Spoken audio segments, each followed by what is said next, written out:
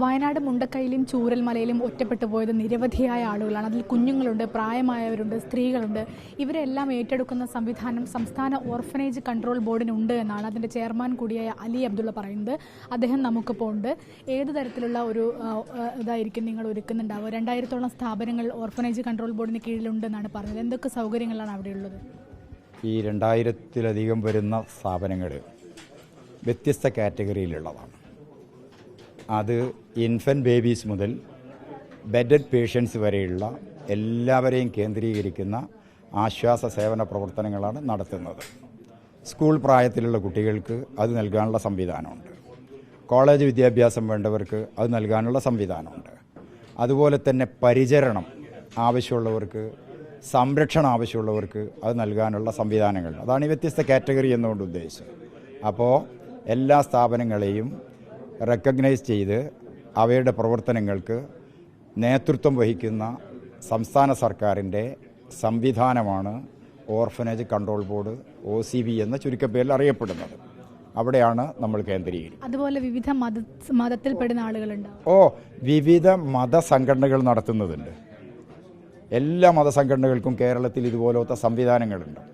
അപ്പോൾ ആ മതവിശ്വാസത്തിനനുസരിച്ച് എനിക്ക് എൻ്റേത്, നിങ്ങൾക്ക് നിങ്ങളുടേത്, അദ്ദേഹത്തിന് അദ്ദേഹത്തിൻ്റേത് ഈ രൂപത്തിൽ തിരഞ്ഞെടുത്തുകൊണ്ട് ഇഷ്ടപ്പെട്ട സ്ഥാപനത്തിലേക്ക് വിടാൻ ഞങ്ങളതിന് സംവിധാനം ഒരുക്കി കൊടുക്കും.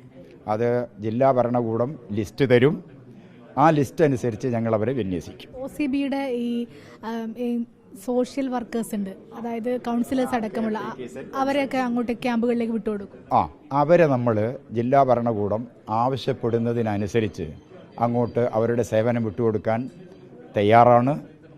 അവിടുന്ന് ജില്ലാ സാമൂഹ്യനീതി വകുപ്പും ജില്ലാ കലക്ടറും ജില്ലാ ഭരണകൂടവും ആവശ്യപ്പെടുന്ന പക്ഷം ഞങ്ങളുടെ കൗൺസിലേഴ്സ് എല്ലാം ഒരർത്ഥത്തിൽ പറഞ്ഞാൽ ഈ ഫയർ ആൻഡ് റെസ്ക്യൂവിലെ ജീവനക്കാരെ പോലെ ഓർഡർ കിട്ടിയാൽ പോകാൻ തയ്യാറായി നിൽക്കുകയാണ്. അവർ വളരെ സന്തോഷത്തോടു കൂടി ഇങ്ങനെ ഒരു സംവിധാനം ഉണ്ടെന്ന് കേട്ടപ്പോൾ അവർ വളരെ ആവേശത്തിലാണ് എന്നുള്ളത്. മലബാറിൽ മാത്രമാണോ 2000-ഓളം കേന്ദ്രങ്ങളുണ്ടെന്ന് പറയുന്നത്? കേരളം മുഴുക്കെ. മലബാറിൽ മാത്രം ഏകദേശം എത്ര? മലബാറിൽ കൃത്യമായി പറയാൻ പറ്റില്ല. അപ്പോൾ എൻ്റെ അടുത്ത് എണ്ണമില്ല, നമ്പറില്ല.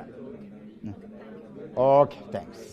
അതായത് സംസ്ഥാനത്തെ 2000-ഓളം വരുന്ന കേന്ദ്രങ്ങളും ഇതിന് തയ്യാറാണ് എന്നാണ് ഓർഫനേജ് കൺട്രോൾ ബോർഡിൻ്റെ ചെയർമാൻ അലി അബ്ദുള്ള നമ്മളെ അറിയിക്കുന്നത്. ആർക്കെങ്കിലും അവിടെ താമസിക്കാനുള്ള ആവശ്യമുണ്ടെങ്കിൽ അത് റവന്യൂ വകുപ്പടക്കം ചേർന്നുകൊണ്ട്, അതായത് ഒരുമിച്ച് ചേർന്നുകൊണ്ടായിരിക്കും ഓർഫനേജ് കൺട്രോൾ ബോർഡ് ഇത് ഏകോപിപ്പിക്കുക എന്നും പറയുന്നു.